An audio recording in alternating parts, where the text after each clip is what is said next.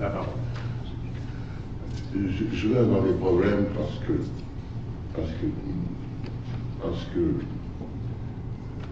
le mot cri est absolument intraduisible.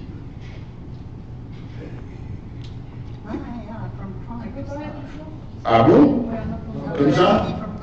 Ah oui, il faut que je réchauffe la salle, c'est ça que j'ai dit. Alors, intraduisible, c'est d'autant plus intraduisible qu'il faut retourner au créole. Parce que crier en créole, ça veut dire nommer.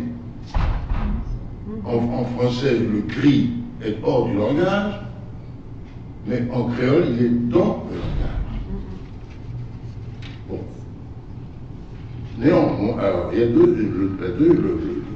deuxième chose qui travaille, c'est que, je ne sais pas si vous avez entendu le niveau des communications qu'on a entendues ce matin et cet après-midi. Non, ce matin, peut-être au début de l'après-midi. Franchement, nous sommes vraiment chanceux d'être dans un colloque comme celui-là sur Glisson. Parce que j'en ai entendu beaucoup des colloques sur Glisson. Même en présence de Glisson. J'ai même dormi parfois sur son épaule. Et là, nous étions au travail et nous avons entendu des choses remarquables qui peut-être vont rejaillir dans ce que je vais dire, parce que de toute façon, il ne faut pas avoir peur du ressassement. Bien entendu. Alors évidemment, ressassement, répétition, il ne faut pas prendre ça dans le dictionnaire, parce qu'évidemment, ressassement, il n'y a pas de répétition du tout. Donc, quoi que ce soit, il y a toujours, comme vous disait Daniel Caillé, une espèce de petite chose là qui, je ne me rappelle plus comment tu l'as dit, mais qui fait qu'il y a une nuance entre. Nous sommes dans la nuance. De toute façon, il n'y a pas de répétition dans le langage. Si vous dites un enfant est un enfant, enfin, le premier est un concept et le second est un jugement de valeur. La preuve, si vous dites à une femme est une femme, vous prenez un coup de parapluie. C'est normal, parce que c'est une injure. Donc, il n'y a pas de répétition syntagmatique, comme on dit. Alors, répéter, c'est quoi? Répéter, c'est changer. Toujours. Bon. Alors ça, c'était mon deuxième écueil. Mon troisième écueil, et c'est le pire, c'est que je n'ai rien compris, et moi, on m'a demandé une conférence en anglais, je l'ai fait en anglais. Mais moi, ça ne va pas me faire souffrir, c'est vous qui allez souffrir. Et puis, mais quand même, je vais me racheter. Parce que après m'avoir entendu en broken English, je vais vous faire une lecture de l'archipel des Grands Chaos de Glisson. Autrement dit, il y aura deux moments dans ma prestation, dans mon talk, c'est un coup d'essai et un coup pour les poètes. Bon, commençons comme on peut. Literary criticism can hesitate on its role and practice. It seems to me that interpretative discourse of Glisson text is in total contradiction with the immanence of its poetics. In order to make an interpretation, you just have to sit outside, but there is no outside of what it talks about. We're in it. It's just some kind of a sui generis creator without outside, it's sort of Monet, like without door or windows, but contains the whole world, the whole universe, to quote Leibniz, of course. Each time literary criticism makes a poetic of inconsistency, finds an opportunity of its own methodological transformation. Well, Glissant and other writers like Rushdie and so on, Rushdie who wrote imaginary homelands, discard interpretative practices as they reduce literary text into discourse. They reduce complexity, obscurity, opacity into a clear, objective view. I don't think in poetry we have, like in discourse, in poetry we don't have concepts, maybe we have categories. Concepts or ideas leads to the thinker, but there is no concern of that in Glissant. This is not a man with a beautiful mind,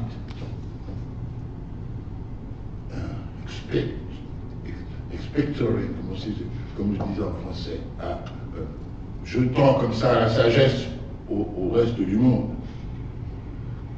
C'est pas un penseur, c'est quelqu'un qui s'intéresse au pensant. Le point essentiel de son travail, c'est le pronom nous, us.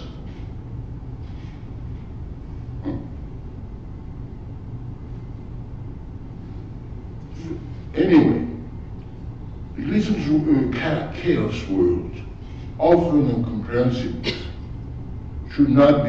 cannot be simplified, because somehow clarity is somehow the end of literature.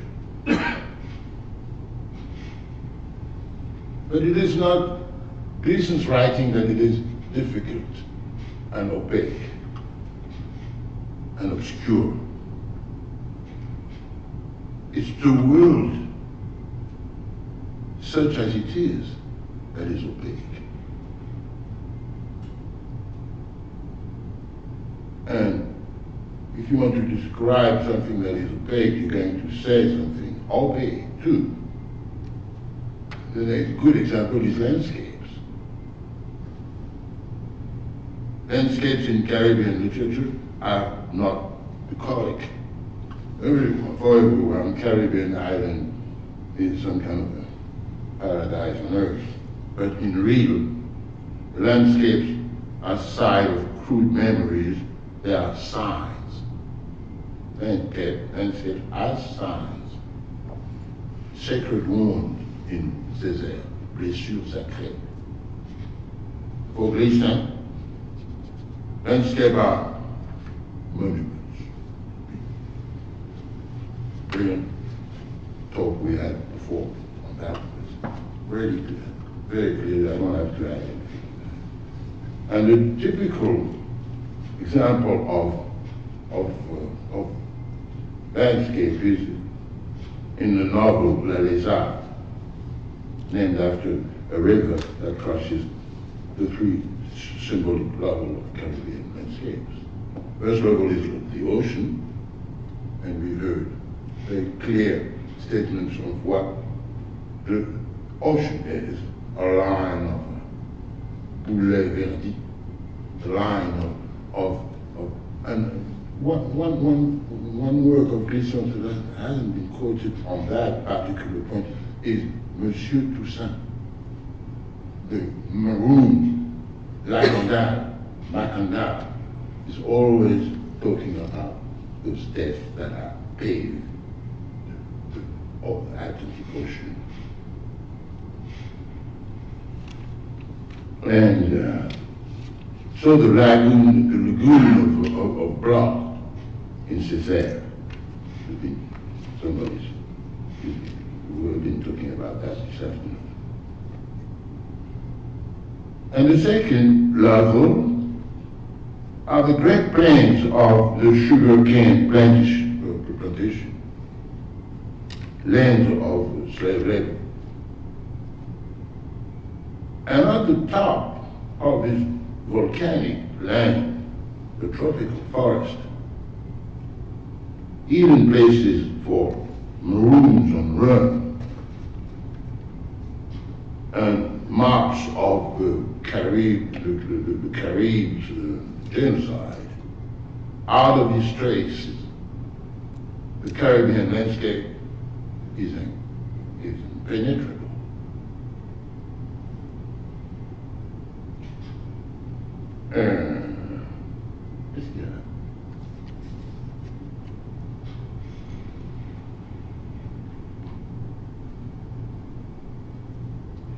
In the poetic of Césaire, the cry, as I said before, is already a sound.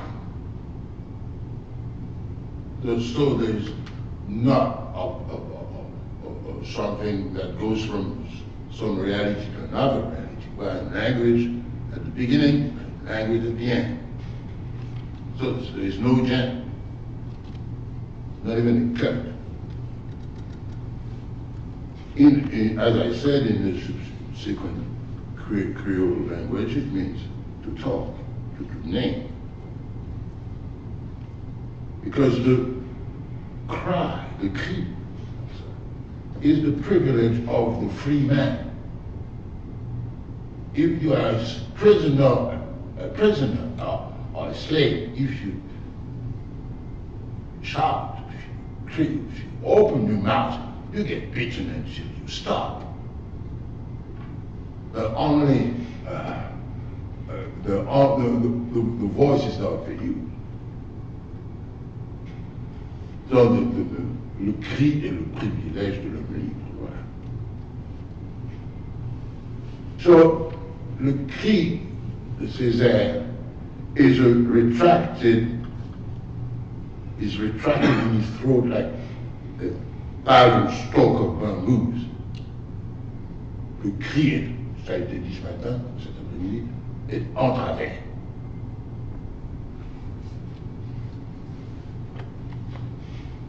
Alors, Négritude, le grand cri nègre, poussait une telle raideur que les assises du monde en seront ébranlées. And this cry is not exteriorized, it's not loud.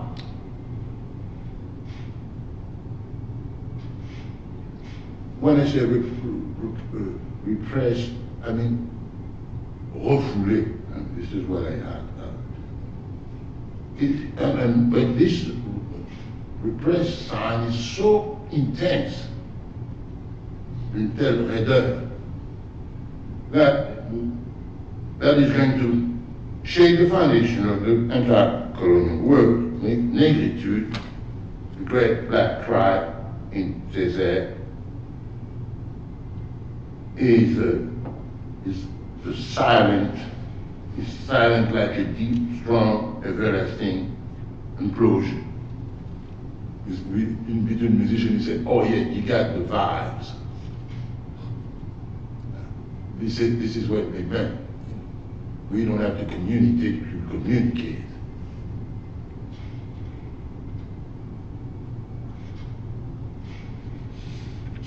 So we got something that is silent to another thing that is silent. We go from cri to letters. So the voice is somewhere else.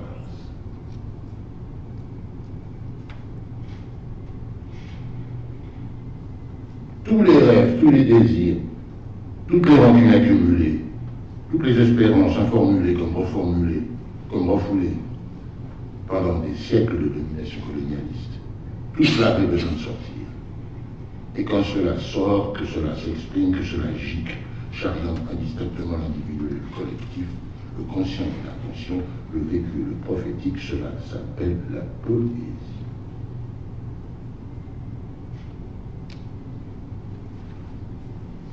Allons voir chez Césaire. Quitter le cri, forger la parole. Il faut retourner au créole. Parole,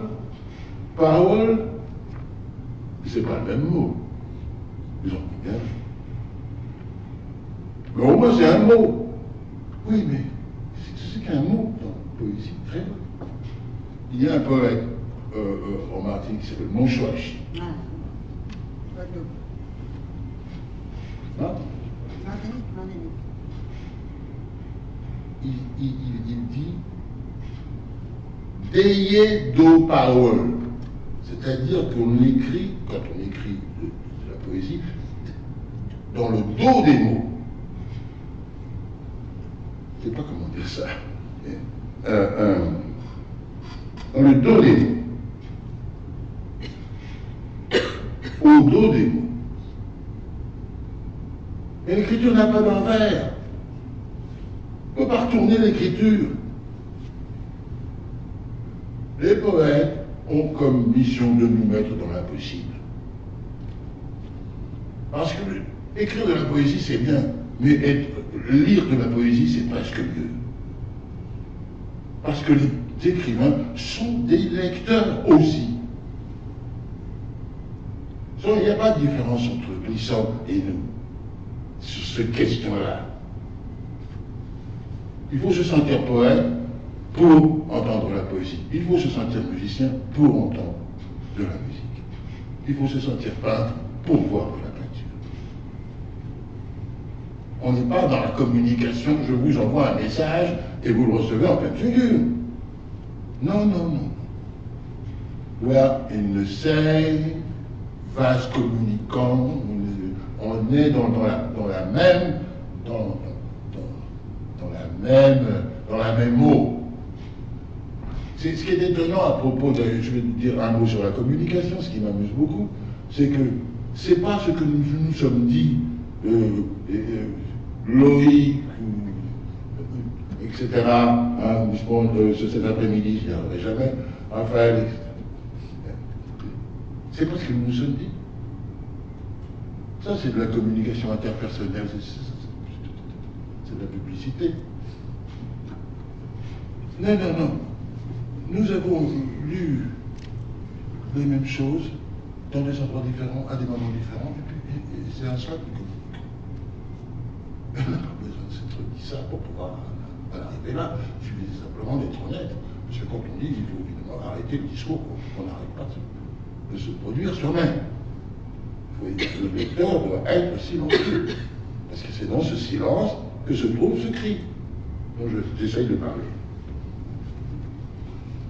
Alors,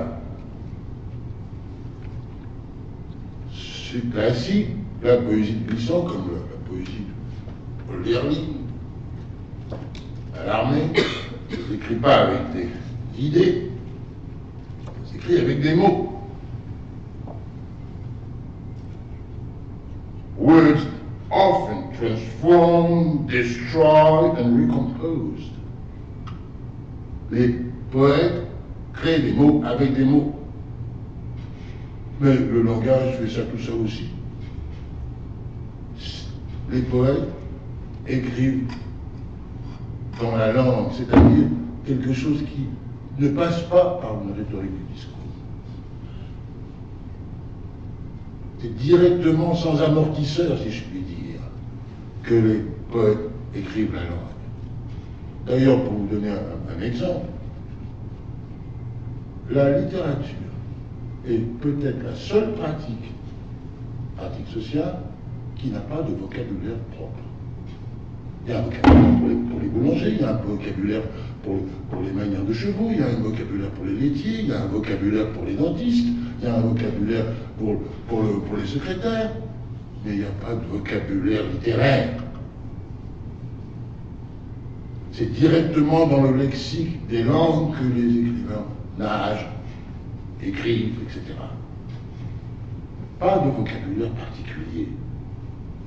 Je sais bien, j'entends, je connais des gens qui font des études sur le vocabulaire de Lamartine. Mais il n'y a pas de vocabulaire dans la poésie.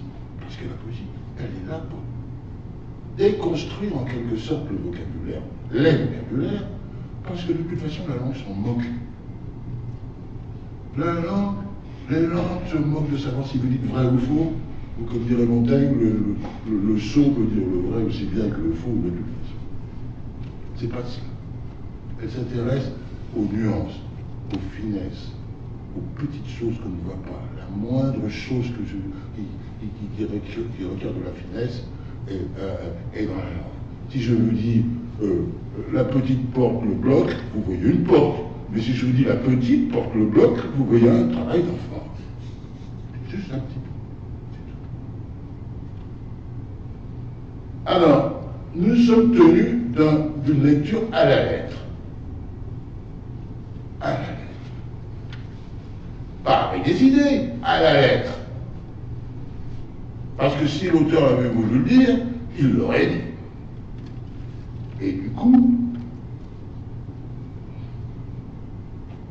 vous avez vu ça? C'est à la lettre mon langage qui m'institue. Voilà l'écrivain qui suit sa lettre.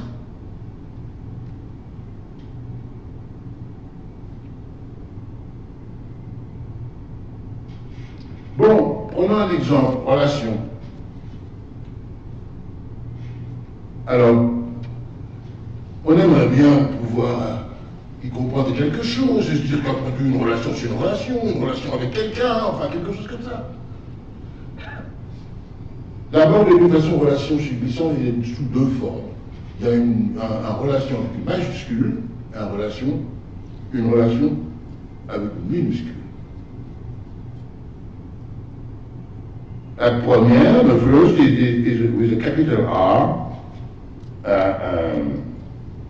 derives from relater, it's a narrative form,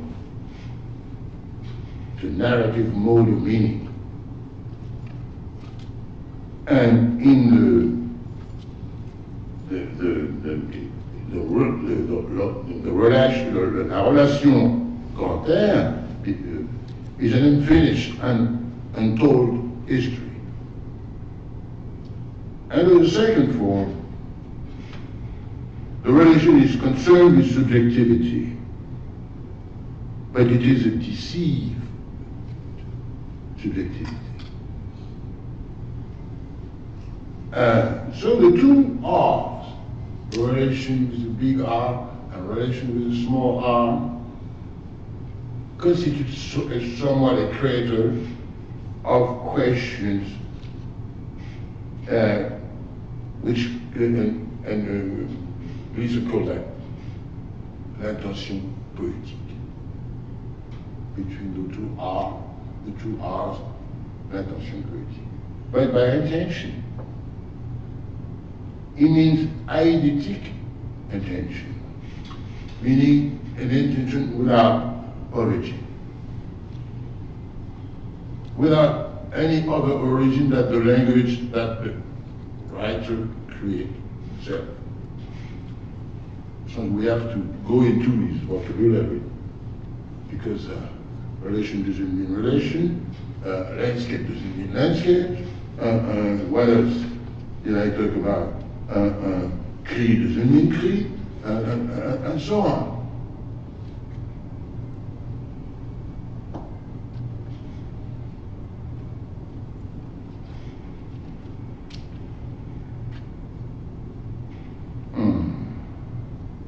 So the chiasm RR does not invite us to interpretation or speculation, but shows the path à la lettre toward what has been hidden, the shadow part of the globe, la façon du monde. La Terre devenait une, et quand cette densité se confirmait l'un, mandaté par l'imaginaire. So the relation is talking about what has been hidden, what has been covered, et quelque chose qui reste totalement, comment dirais-je, totalement inscrit dans l'indicible de mots qu'on connaît, et il faut en reforger d'autres. On me dit que Glissant est philosophe. Moi, je ne connais aucun philosophe qui fabrique des concepts du genre tout le monde. catégorie, c'est une contre-catégorie, mais c'est un concept. Je ne connais aucun philosophe qui fabrique une opposition du genre la filiation est le contraire de l'étendue. J'espère que vous êtes des lecteurs de Kant, mais filiation, étendue, mais quel rapport? Je ne connais aucun philosophe qui travaille comme ça. Pas même Derrida. Enfin, en tous les cas, the history of that fake world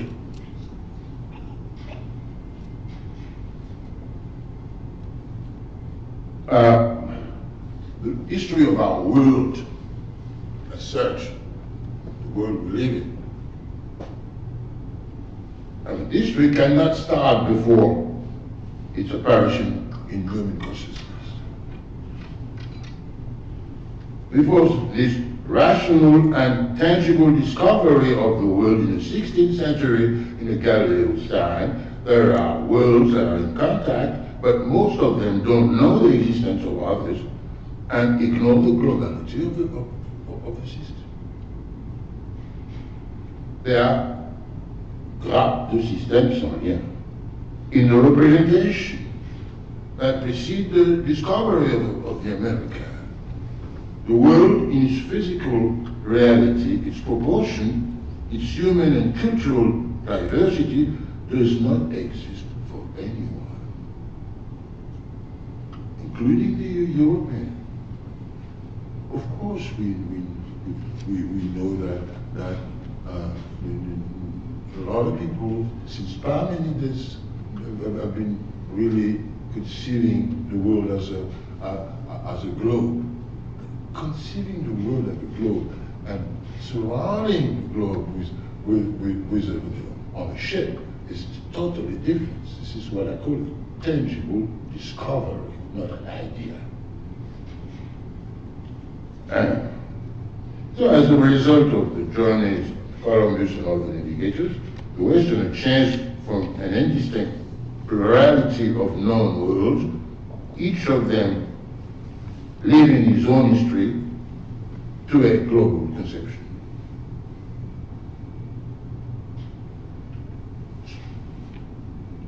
Le monde dans lequel nous vivons est un monde jeune, il n'a que 500 ans. Sur la Terre,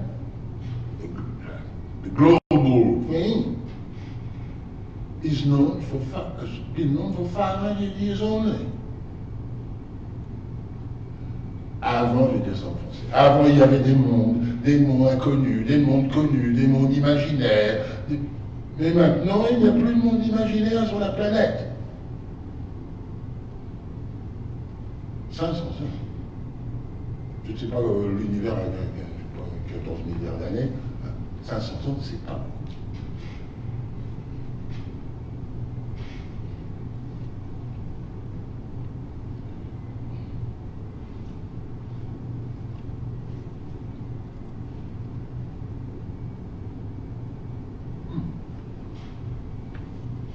So, mais tous les peuples sont jeunes sur la nation. Nous sommes tous jeunes.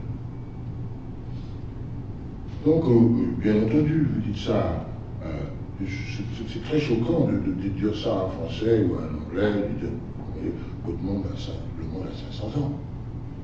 Immédiatement, ils sont retournés et disent, tu vois, ce monument, il en a 800 ans. Il a 800 ans. Et ça, c'est pas le monde. Ça, c'est un monde.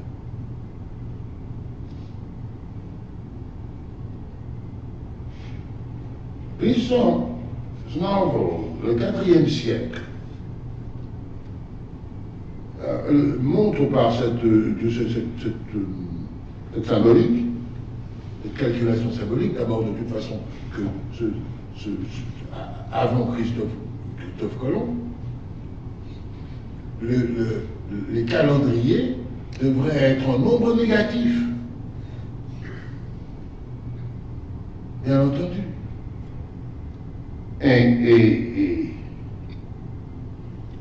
Et Grisson insiste là-dessus en disant, vous voyez bien que le monde est fiction and history is desire.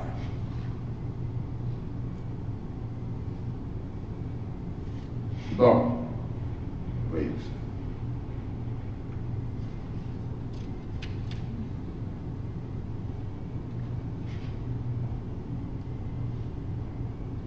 C'est très important de dire ça, que l'Occident n'est pas à l'Ouest. Ce n'est pas un lieu, c'est un projet. Alors, wars, colonial conquest, leads to an end of any particular history, except for European and other resisting nations. Alors, avant la relation, il y avait des histoires. Mais il n'y avait pas de monde. Après le choc et l'apparition du monde, il y a en fait un monde, mais il n'y a plus d'histoire. Qu'est-ce que ils ont dit ça? Là où les histoires se joignent, finit l'histoire.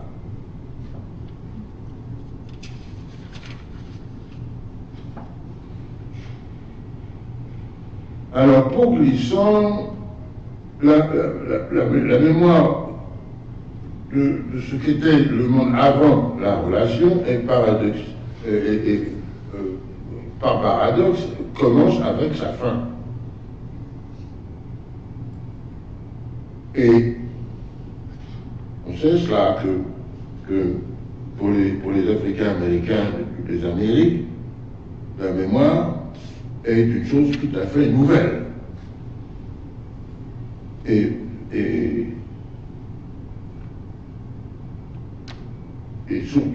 surtout aux Antilles. Ça a moins de 50 ans. Mais avant le Middle Passage, je ne sais plus. J'étais someone else, j'étais somebody else. Le temps pour moi, history for me starts with the shock. But history and the history of the world are one and the same thing. Et on lit dans Glissant, j'ai trouvé. C'est joli.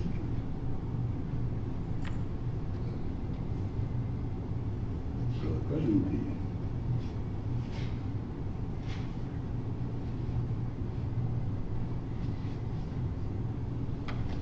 Voilà. Glissant donne un exemple comme ça. Il dit dans le discours antillais: le premier Africain rasié sur la côte de l'Or. Vous lisez ça, vous êtes lecteur, c'est-à-dire poète. Le premier Africain rasié sur la côte de l'Or. Mais ce premier Africain rasié sur la côte de l'Or, il ne savait pas ce que voulait dire côte de l'Or. C'est le nom du désir d'un autre. C'est pas sur la côte de l'Or qu'il a été capturé. Et Africain, mais c'est qui ça, les Africains? Il devient africain quand il arrive aux Amériques et qu'on l'appelle l'Africain. Avant, il est Peul, il est Bambara, il est tout ce que vous voulez, mais il n'est pas africain. L'Afrique, c'est le désir de l'autre. C'est un désir continental. Hein?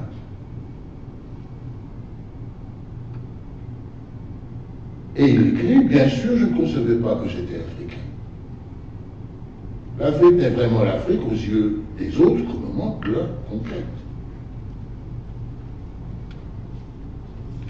Donc, le premier Africain rasé sur la côte de l'Or est un énoncé qu'il faut reprendre complètement à l'envers pour pouvoir avoir le sens que Glissant veut bien lui donner. Il n'y a rien de littéral dans cette écriture.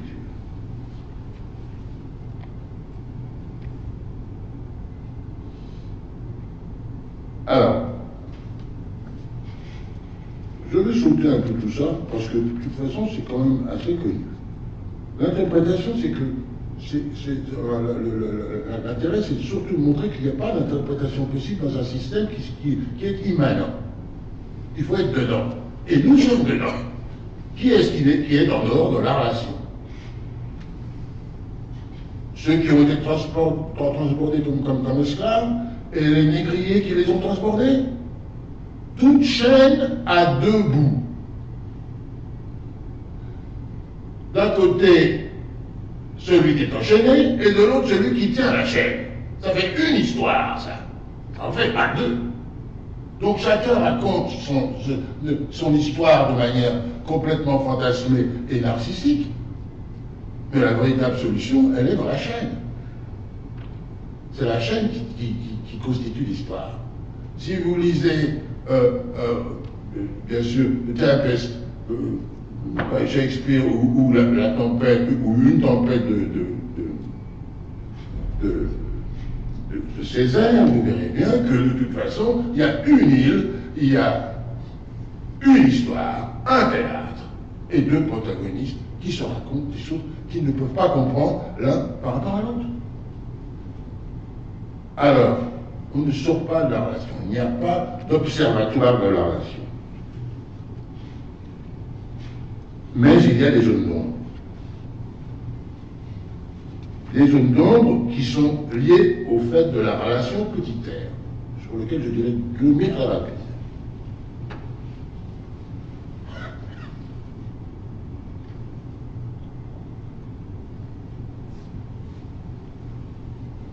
Ah, bon, ben, peu importe.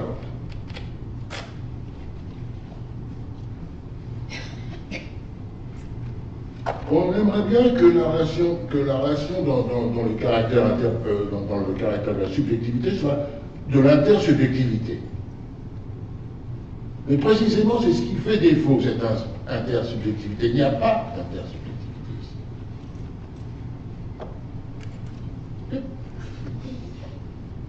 Bon.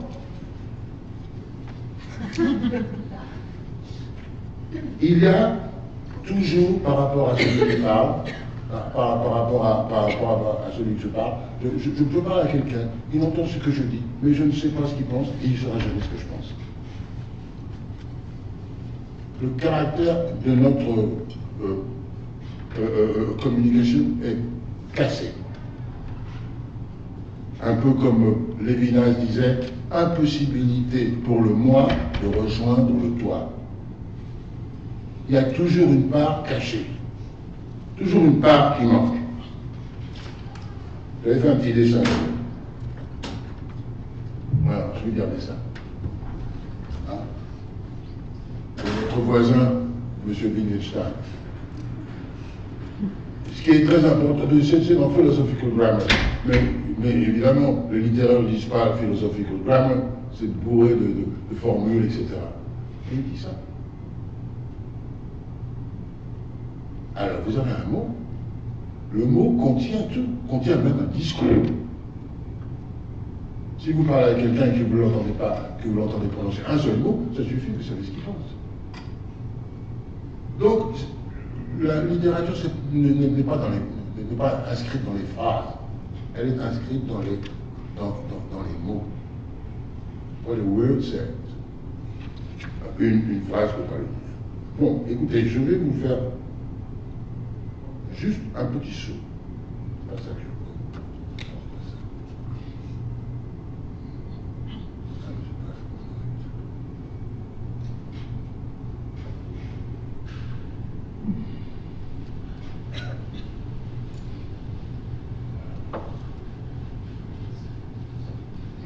Je ne sais pas où il manque un élément là.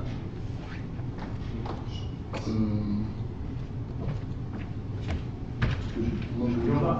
Oui, parce que je. On fait un débat, on fait un grand débat. C'est super. Voilà. Très vite. Les grands chaos s'en sont venus, les grands chaos sont sur la place. Il n'est tempête que de sang. Voilier sanglant. La race blanche des frégates. La race blanche des frégates. J'apprends qu'il y a eu bataille. et le champ est désert. Je ne vois d'oiseaux qu'apeurés. Il n'y a pas eu de combattant, mais une seule éternelle défaite. Je suis l'obscur témoin. Ainsi les cafres, les pectres, les marrons, les marronniers, les pelés, les cinarabres, les saramacas, australiens fous et vélans de toute Éthiopie. Femme qui navigue un enfant mort au sein, femme qui va un chevreau mort au sein. Les grands chaos en sont venus. Les grands chaos sont sur la place.